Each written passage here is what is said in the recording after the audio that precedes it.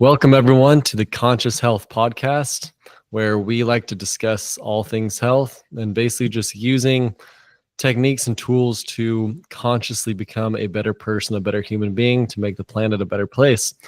So today, you got me, your host, TJ, where I'm a young author just trying to help others and to spread the good news about all sorts of good things out there that we can use to help ourselves. And I have my friend here, Ryan. And Ryan, go ahead and introduce yourself. Yeah, TJ, thanks so much for having me, man. I'm super excited to be on the show. And if I could give like a short introduction about myself, I've been someone who, for as long as I remember, didn't want to do things the traditional way. I remember being in first grade and homework getting passed out and all the other kids in class, hooting and hollering about it. And I remember just sitting there and being like, in the time that you guys have taken to complain about it, I've just completed my homework. I didn't really get, that was the first experience where I was like, oh, that's interesting. And then that led into, of course, being a teenager and being diagnosed with anxiety because I didn't really see why the world was working the way it was. And then I found cannabis. Cannabis supported me greatly in overcoming my anxiety by really showing me that I wasn't an anxious person. I was just experiencing anxious thoughts, and that I didn't have to believe everything I thought because my thoughts weren't actually me. And so as a 16-year-old, I didn't know what to do with that information, but it planted a really big seed in my life. And I ended up going to school for psychology because I was fascinated around the mind. And then around the same time, I found a cannabis school opening up near my house.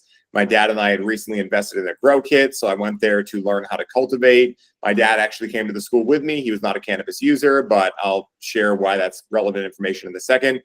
And then in 2014, my father was diagnosed with terminal cancer. And what was once just a plant that was medicine and something really fun to connect with became something much deeper.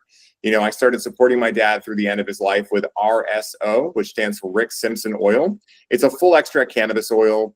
And there's a gentleman named Rick Simpson who kind of brought this medicine and this form of it into the mainstream. And it's very interesting because one of the things that a lot of people don't know is that THC specifically can kill cancer cells and CBD can inhibit their growth. And that's what we saw with my father.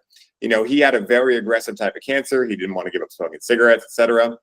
But as he was getting his scans back after using RSO, his tumors were slowing their growth quite a bit. And so he was diagnosed July 9th and given until Halloween at best. He ended up surviving until the following June.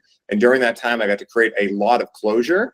And not only that, but that's when the spiritual side of cannabis really came out, because I started to realize that once this medicine hit my father, because again, he had never really used cannabis before that, all of a sudden this totally different version of my father emerged, one that was more vulnerable, one that was more spiritual, etc. And so after he passed, I got a fire lit under my ass to go bring whatever the hell I just experienced to the world. So I got into the cannabis industry and I spent 5 years there working with thousands of medical patients. And that's where I started to combine self-development and cannabis together. And it wasn't a plan. It wasn't anything like that. It was just when people would come in, as someone who's been a longtime student of Paul Chek and holistic health and all these things, I started asking people about their water intake, what they were eating, how their sleep habits were. And what they relayed back to me was that, hey, when I did that thing that you told me, cannabis now works better. I was like, oh, that's cool. And then in 2019, a corporation bought out the dispensary I was working at. And I have run from everything corporate my entire life. So that was my sign to get out of there. And that's when I started Highly Optimized. And since then, I've created about 6 different programs, certification, a bunch of different courses to do with growing cannabis, breaking addiction with it, learning how to connect with the psychedelic side of it, and learning how to heal and transform through it. And also my Breathe with Cannabis brand, which is all of our monthly workshops where for anyone who doesn't believe cannabis can be a psychedelic, I say, cool, don't believe me. Just come out and experience it for yourself. So that's how I ended up here in a very short explanation, but really excited to be here with you, man. Awesome. Cool. That's wonderful. Yeah. The RSO, the Rick Simpson oil, that stuff is, it's amazing stuff. I actually didn't realize the impact it actually has on cancer. So that's cool. I knew it was helpful. I didn't know how exactly it was helpful. That's awesome. So yeah, but the Rick Simpson oil gummies, like those are some of my favorite gummies to take. I mean, it makes sense, right? Because, the closer, I'm going to drop a earth-shattering idea here with you, TJ, right? The closer to nature we can get, the better things work, right? So like when people are making THC diamonds and all these things, the most medicinal and powerful form of cannabis is the closest you can get to nature. So what RSO is great at doing is that it basically just concentrates the entire plant. It doesn't try to strip terpenes out. It doesn't try to isolate certain cannabinoids. It just gives you everything that nature already perfected in a concentrated form. And the best part is that now your listeners, when they're like, I call bullshit on this, you can go on PubMed and actually look up many different studies where they can show THC killing cancer cells, CBD inhibiting their growth. Back in 2011 and 2014, that era, it was a lot harder to share this information with people because there wasn't as much research out. But nowadays, I'm happy sharing it because I tell everyone, you know, do your own research. Don't believe anything I say. Go look it up so you can be red pilled the same way I was. Yep. Of course, man. That's awesome. Yeah, I'll share my brief story with cannabis too. Back in 2017, I first discovered it when I was a teenager. And I grew up in a very religious community and family, and so it was frowned upon highly, and it still is by some, and that's okay. But I grew up in that kind of environment where it wasn't something I could be, and of course it's still legal here in Arizona, so it wasn't something, of course, I could be super open about. But anyway, so I used it when I was a teenager, although, and this is kind of the topic I wanted to get into today, was not using it as something to just dampen down things and be like, oh, I'm feeling depressed or anxious. Instead using it as a tool to actually get through your anxiety or depression or whatever you're going through. So the way I was using it back then was to kind of dampen down those things. And of course I was like 17, 18. So it's like, I didn't understand that I could use this as a tool to get through all that. To me, it's just like, oh, well, everyone else is using it just to get high and have fun and drink and whatever. And so that's what I did. And that was kind of my intent with it. And then, so I used it for maybe like 2 years to just dampen down things. And it was just something to escape life. And then I had a time after that where I was highly religious myself. I didn't use it at all. And then I had kind of what you can call a spiritual awakening, and I started using it again, except once I got to this point where I was like, look, I'm just looking for truth. I'm looking for things that can help me to see how the universe actually works. Once I got to that point and I started using cannabis, it was like, and my addiction to it was gone, because the addiction itself was just an escape. And so once my intentions were clear enough, and I was like, look, this is a beautiful plant. I like this plant. And not only do I like how it feels, but I seem to up level consciously when I use it. And so same with mushrooms and other psychedelics, of course. So, because I definitely see cannabis as a psychedelic. So ever since then, so it's the past couple of years, I've gone back into using the plant, but it's a way different relationship. So it's not like I think I've listened to you talk about this, where it's no longer a codependent issue I have. Now it's like okay, I don't have any ties to this plant. Like I don't be like, oh, I got to use this every day now or every 3 days. It's more just like, when I feel it, I'm going to do it. And so it's kind of like hanging out with a good buddy. Then that buddy is very intuitive. It can be very helpful. So we're like a therapist.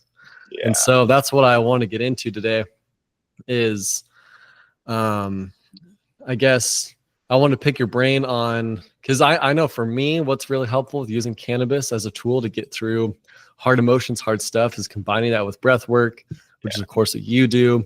I was just telling somebody yesterday actually because they're asking me on questions about this very topic of how to use it as an actual tool. And this goes for all psychedelics, but using these plants, it's very helpful to actually just pay attention to your thoughts, pay attention to how you've actually programmed yourself into depression or anxiety or insecurity or whatever it is. And so I know the ways it's been very helpful for me, and I could talk about it for hours, but I wanted to pick your brain on what else could just the regular person listening to this podcast right now, what else could they do to use cannabis? Man, we're just going to assume that a lot of the users who use cannabis are listening to this right now are either addicted, or maybe they've done it once or twice and don't see the benefits from it. Maybe they did it once or twice and got anxious, or they're on the other boat where they're actually super addicted and they're using it as escape. So we're just going to assume that everyone listening to this is maybe in those two boats. So I'm going to pick your brain. What are some things that we could do to use cannabis consciously? Yeah, great question, man. So the first step, whether you're a dependent user at this point or you're a new user, is to change your vision and understanding of the plant. You actually begin seeing it as a living being, as something that you can be in relationship with. And this can be challenging for some people, especially if they're in a left brain state. Probably part of the reason they utilize cannabis is because they can't access the right brain without it. You can, of course, but they haven't learned how to do it yet.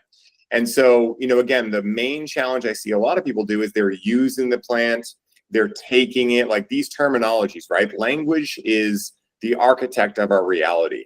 It's when we cast spells. And so a big part of it is learning how to actually see the plant as a living being. That's number one.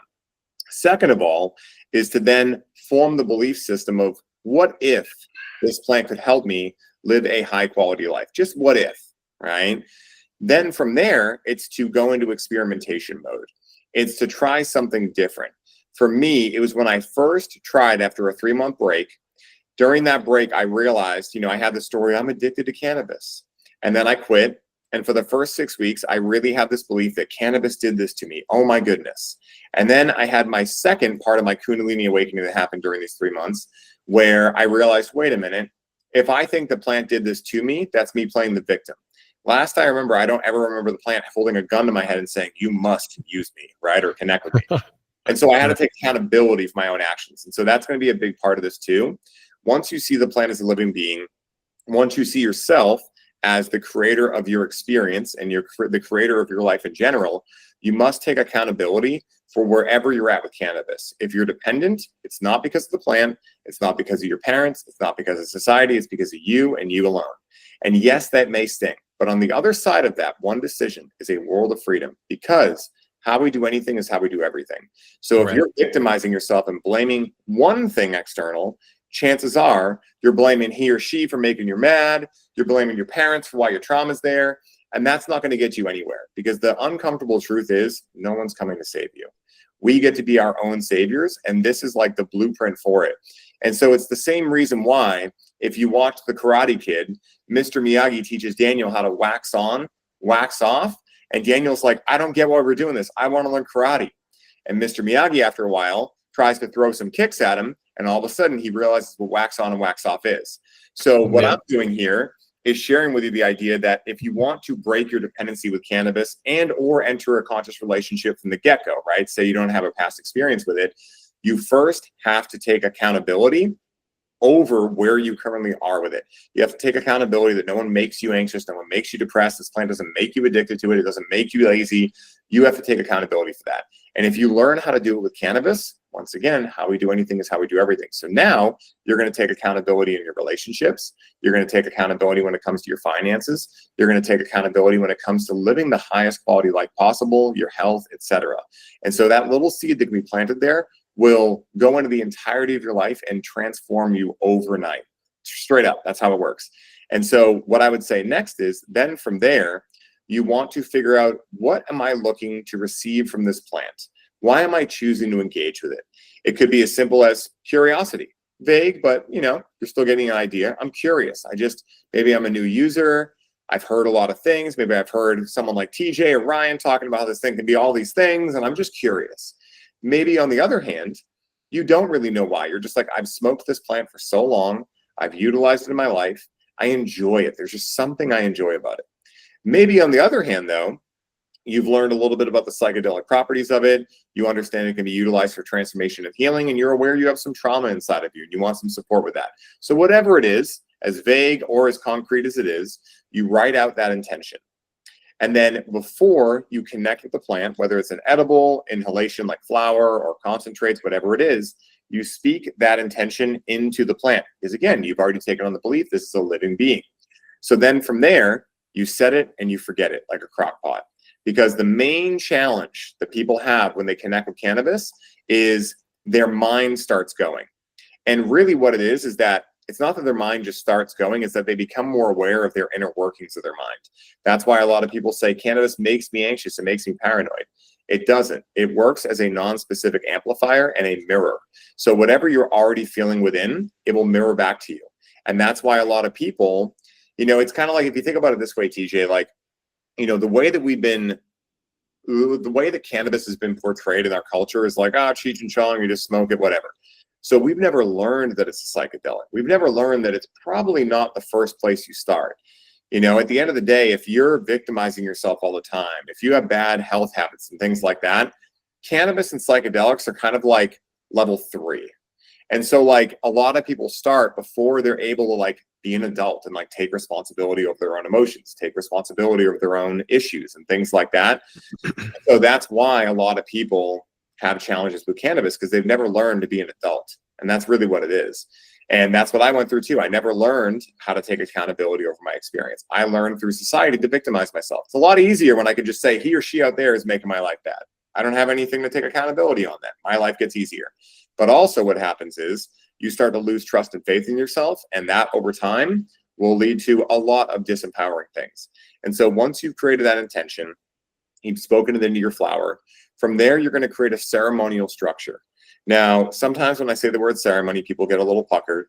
Oh God, do I have to be wearing white robes? Do I have to be in a church or something like that? And it's like, no. A ceremonial setting is just an intentional setting in which your intention can play out within. So it could be you putting down a mat, having an eye mask on, putting a playlist on. It could be you opening up the Beats and Breath app, my buddy Chris's app that I do Breathe with Cannabis with, and playing some breathwork tracks. But it means that you've taken some thought. You're not just like going to set an intention to go to a crazy concert where, it's so loud you can't hear anything. Now, again, at the end of the day, is connecting with cannabis at a concert bad, for instance? No, but it would maybe be a different intention that setting could be good for. Like, hey, I'm going out with a friend I haven't seen in a long time and I want to dance and have fun. Great, that could be a great setting for that. But it means you've taken enough account into, for the intention I have, what is the setting in which would be relevant and manageable for this intention to come to life. So what I find for most people is they're trying to get quiet. So that's why I say typically like, a private room, maybe burn some sage beforehand, maybe burn some Palo Santo, maybe light some candles, whatever allows you to feel like, okay, this is going to work really well. Then when you go through the experience, remember one thing. I took a medicine and the medicine is working. Because again, before you took the medicine, you were like, I'm so ready for the transformation. But then when all of a sudden the uh-oh moment hits and maybe you're seeing some trauma or things like that, your ego can convince you this is too dangerous. We don't want to see this. Remember your power in that moment. It wasn't your ego that brought you into this experience. It was your higher self. And that part always has your back. And that's why having an intentional container where you feel safe in is so important. Potentially you have a sitter there too, someone watching out and just answering questions for you. Once that experience is done, typically if you're doing an inhalation method, about 2 hours, it can last up to 8 hours, depending on your metabolization rate of delta-9 THC. But once that's done, you want to reflect. Now, there's many ways you can do this. You can go take a walk, because walking is putting one foot in front of the other, right? It's really integration in motion. You can also use otter. This is my favorite way to do it. I don't like writing that much. Everyone's like, you got to journal. You got to journal. I'm like, I don't really like journaling. I like talking. So what I'll do is I'll open up the Otter app and I'll just start brain dumping in there. And then it will transcribe it all for me. And that way I can be walking, which energy emotion stays in motion. And that's what I like. Maybe for other people, they like journaling. Maybe for someone else, they want to have a conversation with a coach or something of that nature. But really what we just went through is the 3-step process. I didn't talk about the 4th one at the very beginning, as we didn't talk about dietas yet, but setting intention, forming a ceremonial container, and then having some type of way to integrate thereafter. Because integration is where you turn states into traits. A lot of the time, it's kind of like this. We have a virus on our computer, and we've just never learned how to remove it. But we somehow found out that entering on safe mode allows us to kind of use the computer as if the virus isn't there. So we just start the computer in safe mode every time. AKA, we just get high all the time because we don't know how to access all that stuff without it. Integration is where you actually learn to maintain and sustain those traits, those things that you actually feel. And that's how you end up being high 24/7 in a completely sober state. So that's the 3-step process I would have them follow. Wow, that's awesome. That was very detailed. You must know your stuff. That's awesome. I've done it a time or two, Wow, yeah, I had a lot of thoughts that came to me while you were talking about that. I definitely resonate with just about everything you said. Intention, because I've definitely come to know what you've said myself, but just, of course, through my own ways. But one thing that came to mind was, like, I was thinking about the difference of, like, and kind of like I mentioned before, like in high school, it was an escape route. And then in my 20s, now it's way more of a, It's a tool. It's something, or like a good buddy to hang out with, and that can help me. Because now it's like I used to get high, and like I would sometimes I'd even be at high school, like I would get high and I wouldn't pay attention to class. I'd be like I'm just the lazy stoner that doesn't do anything. And to be honest, I'm a smart guy. Like I could have passed all my classes easy. I could have done all that honestly and been high at the same time. But it's just that it amplified oh, I'm a cool kid, I don't care. And all these different emotions to hide all my actual fears and anxieties I actually had as a teenager, which most teenagers do. And so it was interesting. It was such a different experience. And of course, once I came down, I was like, oh, I don't feel like great. I'm excited to just get high again tomorrow or whatever it is. And so there's a constant, like it was just reaffirming my negative emotions and all that.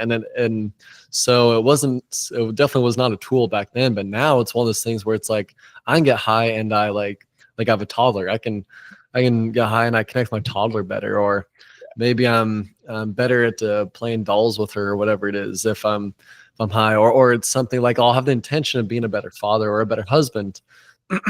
So like all of times now where like I get high and I connect more with my wife, or it'll be something where like now and even if it's an indica strain, I have times where I take an indica strain maybe like later in the day to wind down in a sense, and then I go on a run or I go lift weights or whatever it is, because it has like nice calming effect at the same time. It also it motivates me to be like, like what is the best thing I can do right now to be the best person I can be. It's probably not gonna be doom scrolling on Facebook or just sitting there thinking about how small my bank account is or whatever it is. and sometimes it ends up being running, sometimes it ends up being hang out with my family. And so it's interesting because now it's one of those things where it actually just brings me closer to love, really. And it's a way different experience. And it's one of those things where like I remember doing high school, we'd be like taking dabs and stuff, like getting the strongest, basically just for THC, right? Mm-hmm. We don't care. I don't know what CBG, CBN, I know any of that. I don't even know what that was back then. And so we were just taking dabs just for the THC content. And then it's like, and then you wake up and you feel like trash the next day. I mean, maybe not as bad as like an alcohol hangover or anything like that, but you wake up and your mind's all fuzzy. And I remember me and my friends like, why does our minds feel like this? And we just go high again just to have even a clarity of thought. But now it's like, now I can, now I do. And it's like, I wake up the next morning, I feel refreshed. I feel good. I feel way more relaxed. I feel less tense. And so it's amazing how just the steps that you outlined, and then your intentions of relationship you have with it is so different. And again, like I also like what you said, it's like how you do one thing is how you do everything. And so cannabis is a great mirror for how you interact into relationships with humans too, right? So it's like you can have a codependent relationship with a human, and it's like you're with them and they're just you guys are bouncing off your negative stuff together, and it becomes an addiction. Then by the next day you wake up like, oh, I just want to go see so and so again to reaffirm my anxiety, my depression, and my hatred towards supposedly everyone else who's ruining my life. And so cannabis is a great amplifier and mirror to help you break out of victimhood. But because it's also a mirror, it can also help you stay in victimhood if that's where your intention is going to be. And so I love cannabis for the fact that it will reaffirm whatever you're already looking for. So that's amazing. That's awesome. Dude, it's really cool, man. And what I'll say too is that when we think about the idea of being in a relationship with cannabis, let's just say this, right? Like, how many people are struggling to be in a relationship with themselves? Because that's really what, everything starts with. A big lens that I look through for everything in my life, but especially cannabis, is Hermetic law. So when we look at the 7 Hermetic principles and we start to apply them into cannabis, for instance, let's just take as within, so without, the second Hermetic principle, the law of correspondence. So what that says is that everything is an inside job. There's nothing out there. We live in a dream. This isn't even real. So the other people you're seeing, they don't actually exist. They're just a fragment of you, and you are a fragment of them. It's like vice versa.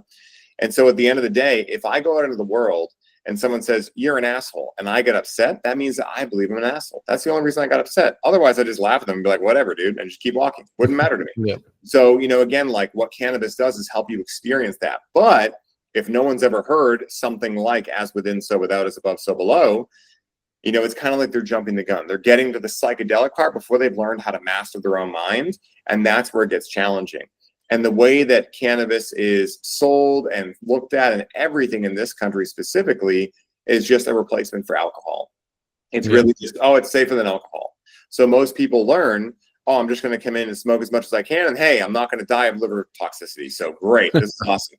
And that's a big step forward for a lot of people. And I'm not here to diss it or judge it. But if that's all we get from cannabis, that's like, there's two types of people: those that are trying to get out of pain, or those that are trying to run towards pleasure. And when you're constantly trying to get out of pain, what are you focused on? The pain you're trying to get out of. And that's the victim loop. And that's where the mainstream world that we live in wants us to be, because we're extremely disempowered there. We think the whole world's against us, and the only reprieve we have is going home and smoking ourselves into oblivion. And the thing is, when we smoke a lot of cannabis in one setting, or even throughout the day, we'll get more dissociated. So we'll be more numb to the things going on inside of us, like you were mentioning, right? It can tune us in. It can also help us tune out. And really, at the end of the day, if we don't set a conscious intention, it's not like an intention is not made. If someone goes, God, I can't wait to forget my day, and they smoke that joint, abracadabra, that's going to happen. But then you get into Groundhog Day, where every day is the same. Every day is the same. And we're not here to just exist. We're here to evolve.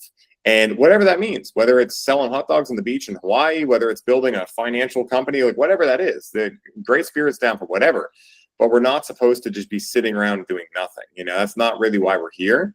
And so at the end of the day, and that's not what cannabis is here for either. Like, cannabis gets really bored with that too. It's like, that's why all of a sudden, I don't know if you noticed this, but when I got out of high school, quite a while ago now, when I got out of high school, when I was in high school, I used to smoke with all these people. And then I watched them one by one just get into alcohol and be like, oh, I don't smoke anymore. And when I started asking them, they were like, yeah, I had one experience. I got super paranoid and I never touched it again. And that was the experience of cannabis being like, hey, wake up. You're not meant to just be here and do nothing. And so they just went to something that would numb them out, alcohol instead. And then a lot of them around now, I'm 34 now. And so a lot of them now are starting to get a lot more back into it because they've already gone through their thing with alcohol, and maybe they're overweight now, maybe they're red in the face, whatever it is. And they're starting to realize, this plant that I used to connect with in high school has always been there for me. And now they're more aware of, like you were saying, how do I utilize this plant to actually become a better person?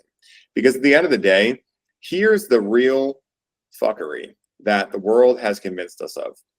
And for any of your listeners that have felt any shame around utilizing cannabis or anything, let me help you let go of that shame. So cannabis used as a spiritual psychedelic medicine, not just as a textile, not just as food, but as a spiritual psychedelic medicine, is over 10,000 years old.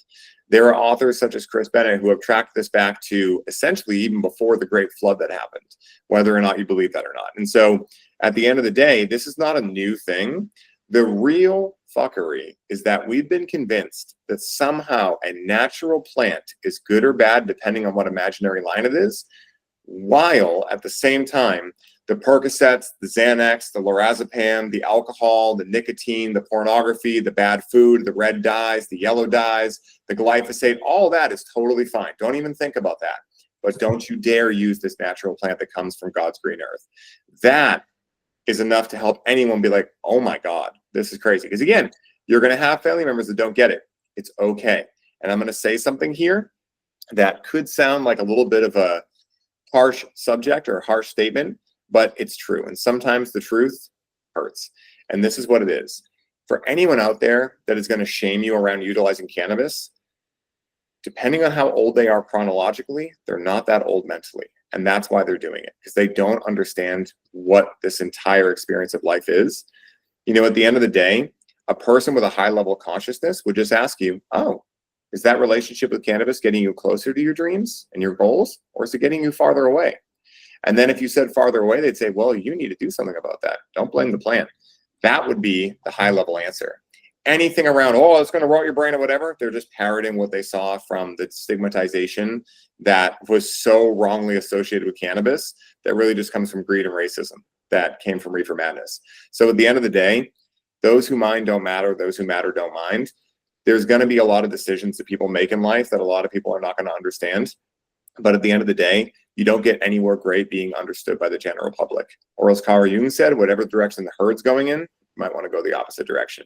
And we can see that in the last 4 years. How many people rolled up their sleeves to get the thing while the same government was already poisoning them, okay?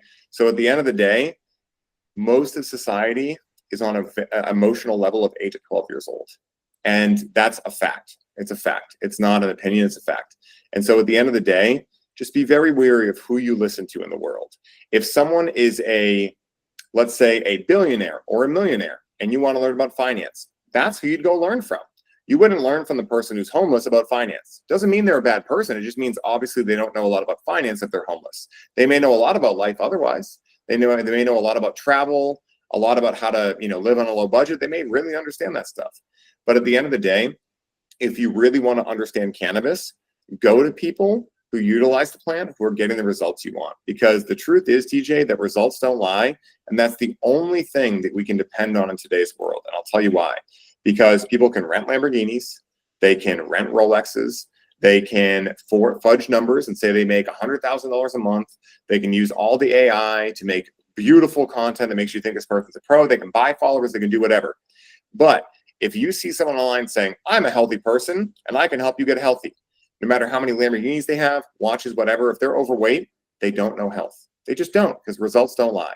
So at the end of the day, when you're listening to people's opinions, ask yourself, is this someone who's truly enthusiastic about life, has high quality relationships, is someone who motivates the people around them to dream bigger, inspires them, lends hands when they need a hand lend? Like, are those the kind of people that I'm listening to? Or is it the people that are stuck in a victim mindset, that don't get it, that are working at the same job they've had for 30 years, that they're miserable at, they say it every day, but they've never changed anything?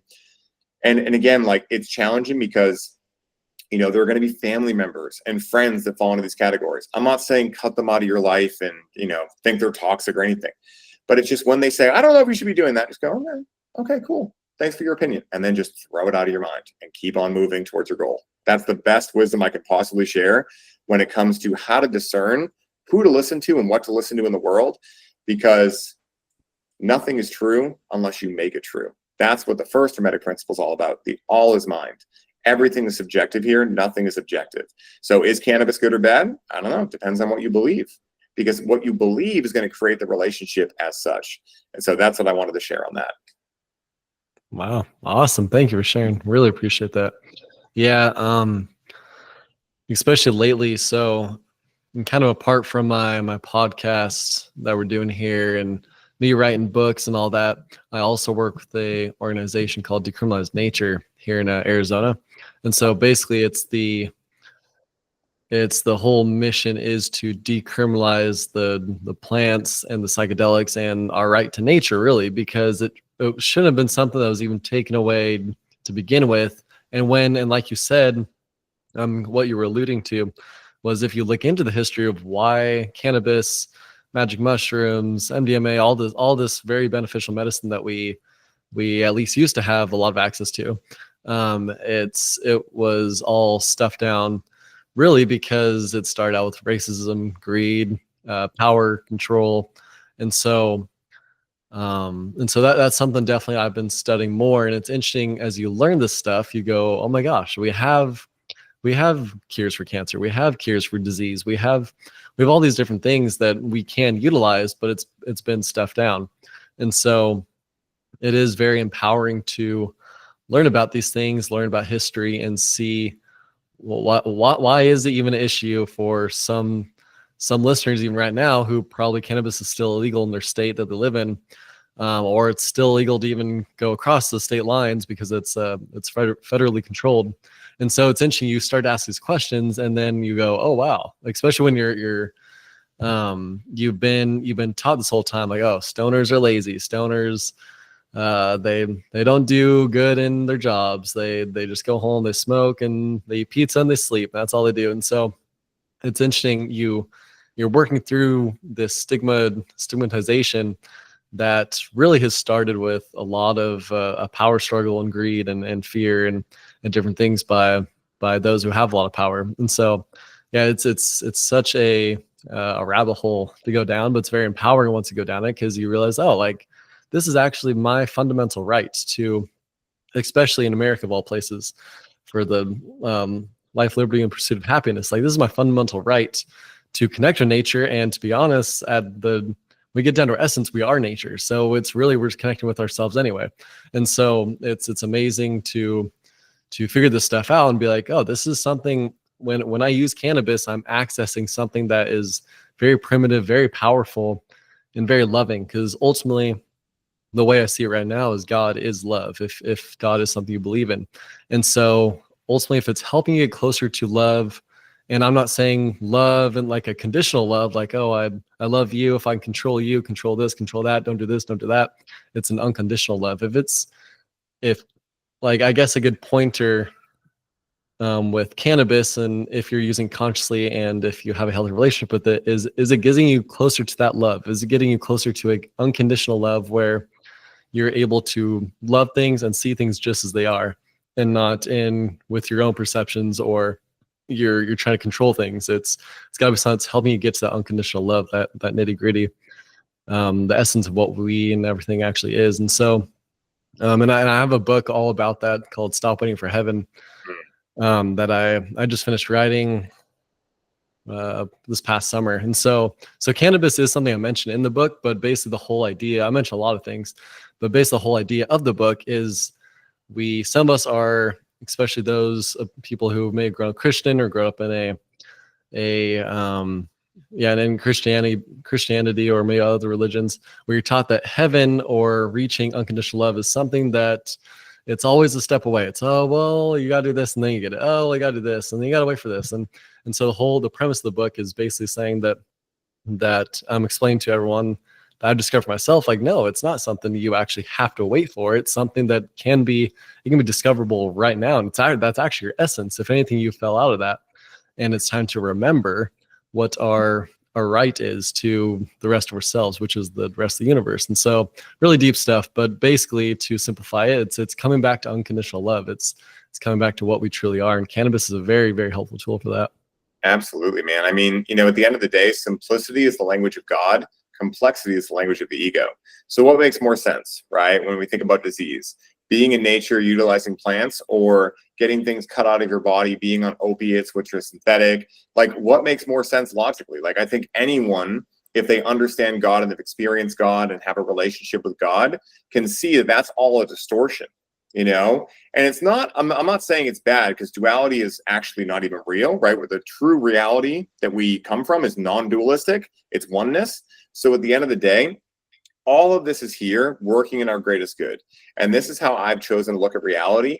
I see the Bill Gates of the world, for instance, that are trying to buy up land and do nefarious things, as the motivator for people that are choosing to be positively polarized in this lifetime, to choose more love, to choose service to others, and to leave the Garden of Earth greener than when we found it. Would Luke Skywalker have become Luke Skywalker without his nemesis, Darth Vader, to help him, right? So I think everything here is perfectly divine. But at the end of the day, the decision we have to make in this lifetime is whether we're service to self, egocentric, negatively polarized, or service to others, positively polarized. And neither choice is bad, because again, duality is not real, but we must make a choice. The only choice that I would say was bad, if I want to apply duality, is the sea of indifference in between those, right? Sometimes you choose ego, sometimes you choose other. And I know for people like you and I, probably most of your listeners, we have chosen to be positively polarized. We have chosen to say, thanks, but no thanks. We're going to get back to what God really is, not the guy in the sky, not, hey, God's everywhere, but you need to come to this certain place and you can't talk to him with this guy here who does, and he may touch little boys and also need money. It's like, we can see like that's a distortion, okay? And at the end of the day, before religion was made in the way that it is now, how do you think people reached God? They would go into nature, they would utilize plants, they would stay with each other, community. And it's interesting that we're seeing a much more returning to simplistic nature, nomad lifestyles, van lifestyles, right? Like growing your own food in your garden, not going to the store anymore. Like, this is a returning to simplicity. And that's why I see this all as a beautiful orchestra of God experiencing itself in infinite different calculations and probabilities. And so at the end of the day, that's how I choose to look at it, because I don't want to get into like conspiracy rabbit holes, because that can get dark, right? And then from there, you're getting more into the ego. Oh, that's complexity, right? It's like whatever's going to happen is going to happen. But at the end of the day, so long as we're getting warmer and warmer to God, because I really feel like God is playing one big game of hide and seek here. At the end of the day, the things that help us, as you said, feel more love, go that direction. That's why I choose cannabis. And if it stopped allowing me to get closer to love tomorrow, I'd discontinue it. And I wouldn't even think about it to a second degree, because at the end of the day, things, people, etc., come into your life for a reason, a season, or a lifetime. And at the end of the day, everyone's got codes that we share with each other. And, really at the end of the day, I think that our lives intersect at the corner of free will and destiny. So yes, we do have free will. We have infinite destinies, but only one is the greatest and grandest. And I think that's what we're all on the path of figuring out and coming to. And at the end of the day, cannabis and psychedelics of other sorts as well have been here for millennia, more than likely because they're important. Also, think about this. Think about how the fact that if you think of cannabis, ayahuasca, mushrooms, for instance, let's take those three, they're some of the hardiest substances out there. Cannabis and ayahuasca will literally grow through cement. Psilocybin, you want to eradicate that? Good luck doing that. It grows out of shit, right? So like, you got to think, why would creator create these things that are so powerful and so magical for the human experience, getting back to basics and really remembering who and what we truly are? Why would creator make that in some of the most hardy things possible? Probably because the creator, who's above gender, of course, I can't say he or she, would understand at some point there's going to be some negatively polarized people who want control, who want to make people in a fear state because they feed off fear. So we're going to need to stamp out all these plants. So basically, creator would go, I got to make sure they're hardy enough that by the time the positively polarized Luke Skywalkers of the world have won, they have these here to remind them of who and what they truly are. So that's just my little theory. I can't back that up with science, but that's a idea I got when I was connecting with cannabis one night. I'm like, it's very interesting. All these substances are so hardy. I mean, if you look at cannabis grows in Siberia, for God's sakes. I don't know if your listeners may know that, but cannabis is so powerful at being able to modulate and transform itself that it actually invented what we now know as a new variety called Bruturalis. Autoflowers, a lot of your listeners may know it as that, where when cannabis wanted to grow in places like Siberia that don't traditionally have a lot of light, the plants figured out how to stop needing a light cycle change like we have between summer and autumn to initiate the flowering cycle. So again, like cannabis has been all over this planet for literally, millennia, but coinciding and evolving alongside human beings for spiritual purposes for at least 10,000 years, if not even more. And you can find it throughout every culture. South America, North America, Canada, Alaska, Russia, Europe, it's everywhere. Africa.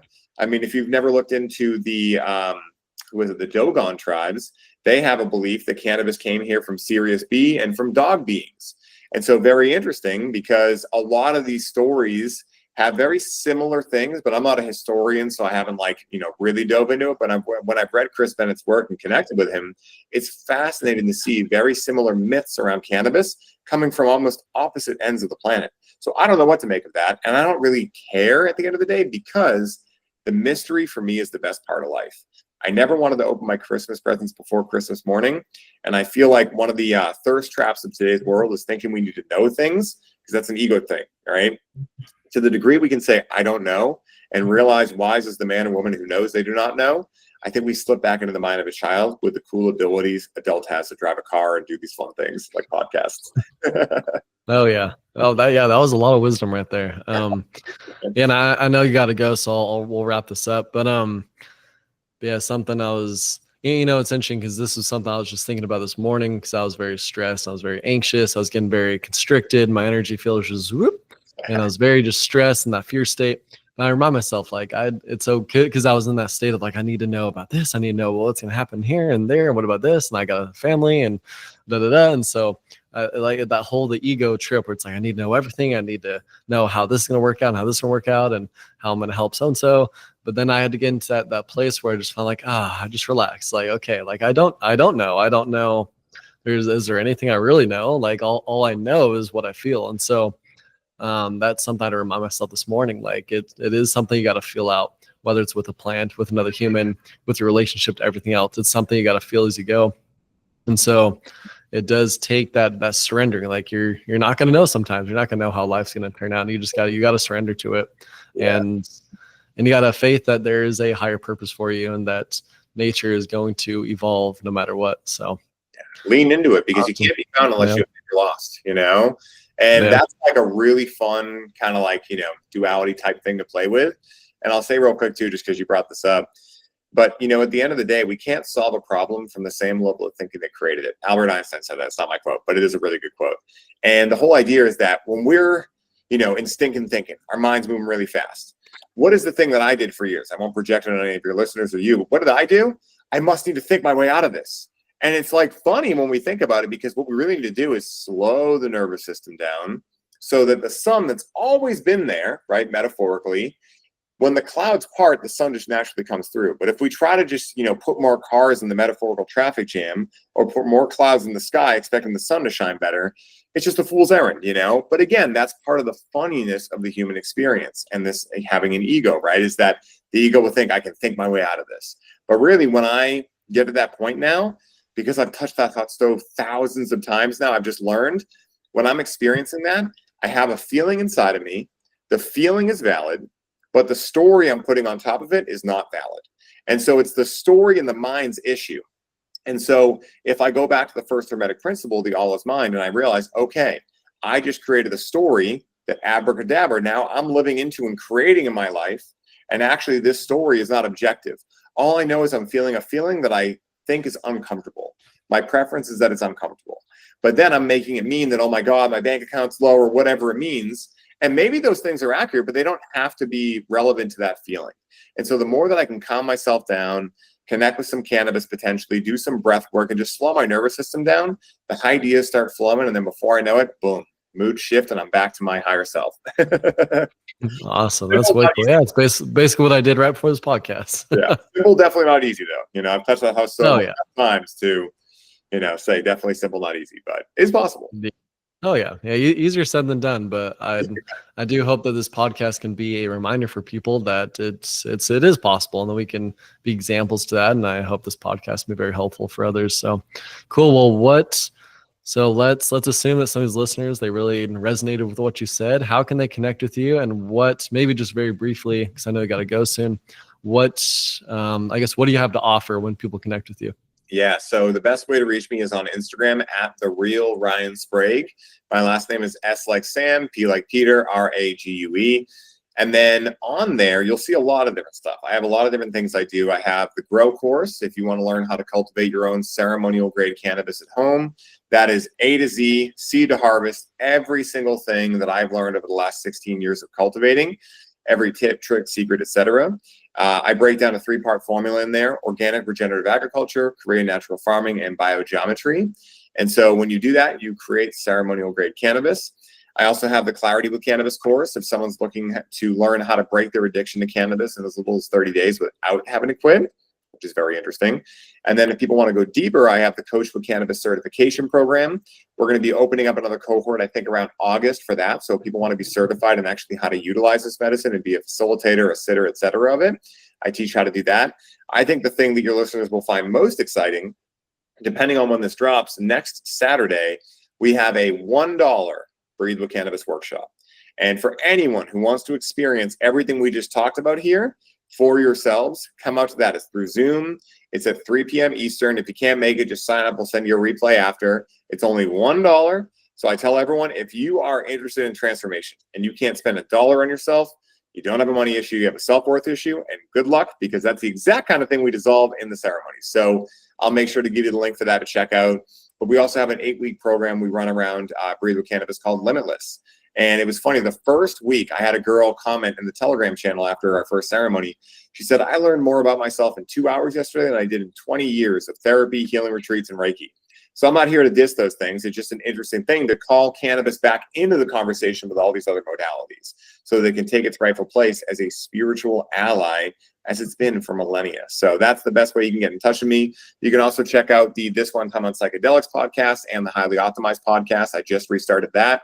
And so, yeah, that's where you can find me. Reach out. I love meeting new people and I love answering questions. So I'm happy to chat with any of your listeners. Cool. Awesome. Thanks for sharing. Really appreciate that. Cool. And I'll be sure to put some links and stuff down into the description below so people can see that. Heck yeah. Awesome. Cool. All right. Good talking to you, man. You too.